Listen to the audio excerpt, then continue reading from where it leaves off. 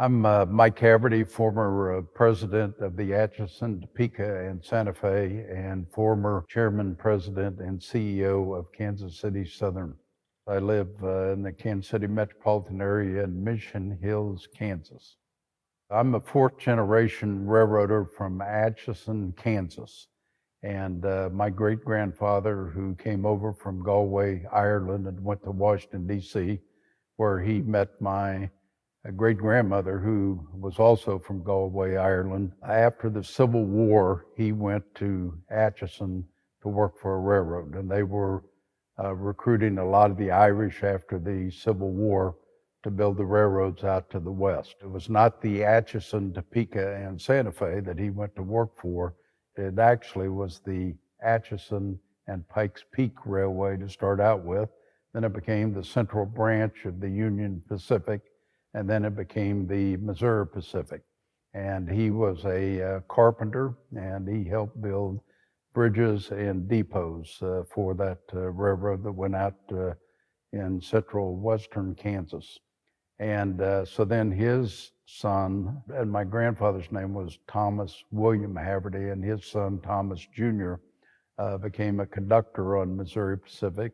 And then my father, Harold Haverty, became a conductor on Missouri Pacific.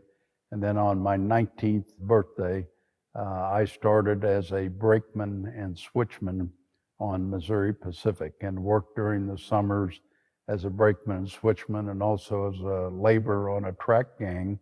And then when I got out of college, I went through a management training program for Missouri Pacific, and went to Hearne, Texas, and then was transferred up to Chicago. Stayed there until 1970, at which time I then went over to the Atchison, Topeka, and Santa Fe, which ended 105 years of my family being on Missouri Pacific and the predecessors to Missouri Pacific. The thing that I believe in is determination. In fact, I say there are three keys to success: determination, determination, and determination. I believe you never give up. You set a goal, you execute to reach that goal, and then you make sure that you never, ever quit. So that, and the fact that I was kind of a no-nonsense type railroad person, and railroads are run by strict rules to keep from having accidents and so on. And I was a great believer in that, so I believed in enforcing the rules. But I think that dedication and determination were the real keys to success. Well, I'll tell you, that's kind of a hard question to answer in some respects, because certainly coming to Kansas City Southern, I was very proud that we took advantage of NAFTA in 1994 and extended the railroad down into Mexico, which I only agreed to come to Kansas City Southern if they were willing to do that. And then also rebuilding the railroad across Panama, the Isthmus of Panama, was certainly an achievement that I was very proud of. But I do have to tell you that my most proud moment was when I was named as the president of the Atchison, Topeka, and Santa Fe Railway, which was founded in my hometown in 1860. And here I came from a blue-collar railroad family for 4 generations, and I was the first one to go into management and to then work myself up to be the president of the Atchison, Topeka, and Santa Fe. I would have to say was my proudest moment. Well, I think that certainly my family would be very proud. Again, there were no other Havertys that went into management. We were all blue-collar workers, mostly in train service, some in mechanical, but blue-collar workers. So I think that they had, a great-grandson and a grandson and a son that became the president of 2 railroads. I think they'd be very proud. No, actually, they are not. I did have a son, the oldest son, Michael Aaron, He wanted to go into the railroad business, and when he was getting his master's degree at Texas A&M, and he was going to do an internship, he actually wanted to go down to Panama, and he wanted to work down there for his internship. And so I lined that up, but I said there's no way that he is going to sit in an air-conditioned office down in Panama. And he spoke fluent Spanish, so that's part of the reason that he wanted to go down there.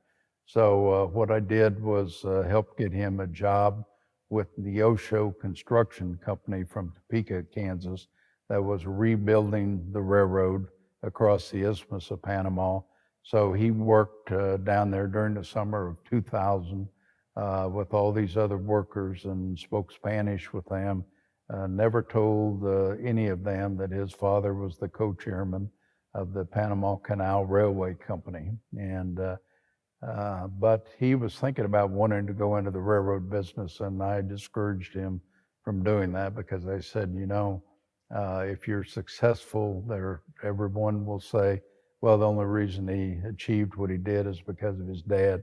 If you're not successful, then they'll say, well, he can't live up to the standards of his father. So anyway, so I just told him that you need to find another career, and he did, and he was very successful.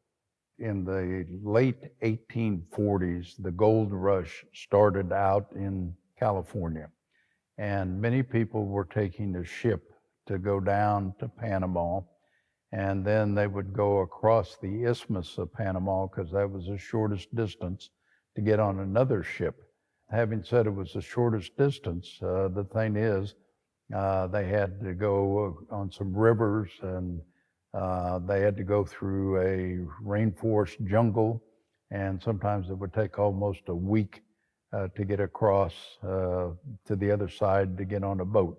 So there were three investors from New York City that came up with an idea to build the railroad across there. And they got permission from the government of Grenada at that time, which later became Colombia, to build that railroad. And so they started in 1850, and it took 5 years to complete it. And there's not a clear example of exactly how many people died, but it was estimated to be somewhere between 5 and 10,000 workers that died. And just think about this. It was only 47 miles from one side to the other, but that was the first transcontinental railroad in the world that went from the Atlantic to the Pacific Ocean. And so that was built. And then once that got started, and they came down and rode the train to go across the isthmus and then go out to California. And then gold was shipped back from California that went across the railroad. And it was traded on the New York Stock Exchange. And in the 1860s, early 1860s, it was the most valuable stock on the New York Stock Exchange. But then in 1869, when the Union Pacific and the Central Pacific got together in Provo, Utah, that was kind of the end of the Transcontinental Railroad, because now you could go by train all the way clear out to California. Well, it was primarily geography was what the problem was, and then not only that, but again, because malaria hit and the yellow fever hit down there and affected the workers. You know, there were all kinds of different groups that went down there. There were a lot of Irish, there were a lot of Chinese. There actually were some slaves that came up from Africa that helped build that railroad. But that's a treacherous area down there. And I mean, they have a rainy season, but most of the time the temperature is 90 plus degrees almost around the entire year. So it was a treacherous environment. Well, I think that the cause of the disrepair was that the people in Panama did not really understand how to run a railroad, and I have found out throughout my entire career that anytime a government manages a railroad instead of a private industry, it doesn't run very well. And the unions were very influential down there, and I remember when I first went down there in 1994, I got on, and I think there were 6 workers on one locomotive, and we were pulling one car. And so, I mean, it just didn't make any sense. And the track was in such terrible disrepair that had it been in the United States, the Federal Railroad Administration of the United States would have taken it out of service. That's just how bad it was. So anyway, it went through a number of years of disrepair, and then when I went to Kansas City Southern, we teamed up with our partners, MyJack Products, out of Chicago, who were originally investors in my company, Haverty Corp. And they had me go down there in 1994 and draw up a plan to rebuild that railroad. And then after I went to Kansas City Southern, redid that plan, and we teamed up with MyJack and the Lanigan family, and that's how we got it rebuilt. The original railroad was the Panama Railway, and when we took control of it, we actually got the concession in 1997, although it took us 2 years to work with the government. All they did is give us the right-of-way, and we didn't have any land to be able to build intermodal facilities or mechanical facilities and so on. So we went through a 2-year period of negotiating with them, and we finally did not really start the construction of the railroad until 1999. There was a bidding process, and there was only one other bidder, and I really don't recall the name of that bidder right now, but it was only between the two of us, and they were a major short line investor in the United States, and we clearly won the bid. Well, as I say, when I was with Haverty Corp in March of 1994, the MyJack Products had been invested in a small way in Panama, and they had a salesperson that took care of all of Central and South America that was headquartered in Panama, and he wanted me to come down and see the railroad, because they thought that if an American former CEO could come down and run it, it would be renewed because the Panamanians were not running it well. I was very reluctant to go down there, but as I say, in March of 1994, I went down to Buenos Aires, Argentina, where MyJack Products had invested down there, and then I flew back to Panama. I didn't even want to go there because Noriega had not been gone for that long, but I did, and I was very skeptical of this railroad ever being able to work. But the fact is that I came up with a plan that if it took sometimes 24 to 36 hours to queue up to go through the canal, and then it took as much as 9 hours to go through the canal. So I came up with this idea: if these ships that were going up and down the Atlantic side and the Pacific side, if they had boxes that were going to go up and down the opposite sides, that we could be like a conveyor belt between the two sides. And a lot of people didn't understand that plan.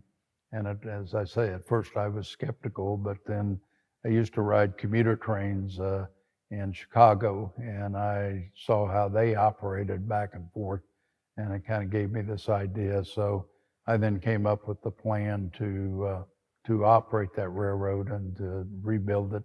And I decided that if we were going to rebuild it, that we were going to do it with very good welded rail, 136-pound welded rail, concrete ties. The ballast came from Nova Scotia. It was the best ballast that you could get. So I figured that we were going to have a 25-year concession with 25-year renewal. And I figured that we wouldn't have put any capital in it for 50 years. That was my objective, yeah. Well, we started in 1999, and we finished in 2001. And we did the dedication then in the early fall of 2001. So it took about 2 years to totally rebuild the railroad. We invested between the two investors, Kansas City Southern and My Jack Products. We totally invested at that time about $80 million. The Panama Canal Railway Company is in excellent condition right now. Incidentally, the reason that we renamed it from the Panama Railway to the Panama Canal Railway Company, PCRC, is because when we first started this up, a lot of people thought that there was a railroad that ran through Central America down through Panama, and that was not the case. It was a transcontinental railroad from the Atlantic to the Pacific, only 47. Actually, we added some more miles to it and ended up being 49 miles. But we wanted to be able to go across the isthmus, and we wanted to be able to make this a first-class railroad. And today, it is still in great shape. My wife and I went down there last year for my birthday in June to celebrate, and we took a trip across the railroad on a passenger train, and passenger trains down there still operate now at 60 miles an hour, and freight trains operate at 55 miles an hour. In fact, the passenger trains could operate faster than that, and even the freight trains, but it only takes less than an hour to go across the entire isthmus. So at that speed of 60 and 55 miles an hour. So anyway, but the railroad is in fantastic shape. Well, I would advise them because, I'm a great believer in the railroad industry, that they should do that. But I will say this, that it's a tough life. In fact, my dad did not want me to work for the railroad. He was on the road constantly as a conductor and a brakeman, and he just said it's a bit of a dog's life, and you are on call sometimes 24 hours a day. Trains run 24 hours a day, 365 days a year. The railroad never shuts down. It's not an easy life, but it pays very well, and it's a good industry, and the rail transportation continues to grow in the United States and really all across the world. So I would clearly advise a young person that wanted to go into the railroad industry to do that. And incidentally, there's many more women now in the rail industry and in management positions than there used to be. So there's a lot of diversity. So, but I would recommend the railroad business. Even though it's a tough life, you can do very well and succeed. Again, when I came to Kansas City Southern in 1995, I said I would only come if we were going to extend the railroad into Mexico. And we did. And I actually approached the Canadian Pacific. I knew the chairman and the president at that time many years ago, and wanted to know if they would be interested in investing when I first came here. And they said they were not, because Kansas City Southern really didn't go anywhere. I said, well, it is. It's going to go down to Mexico. So you got to think about that. And I don't think he really believed that was ever going to happen. So we then tried to get it again when I was executive chairman. We tried to put the railroads together again, CP and Kansas City Southern in 2010. And some of the bigger railroads did not like that idea. Anyway, they kind of threatened the Canadian Pacific, and so they went into remission. But I think the fact that it was put together and orchestrated under Pat Otzmeyer and Keith Creel, Pat with Kansas City Southern and Keith with Canadian Pacific. I think they did a fantastic job. And now you think that this is the only railroad in all of North America that serves all three North American countries. It is really amazing what they have done and what they have created. And so I am very proud to have one time been part of the process and helped to make this available.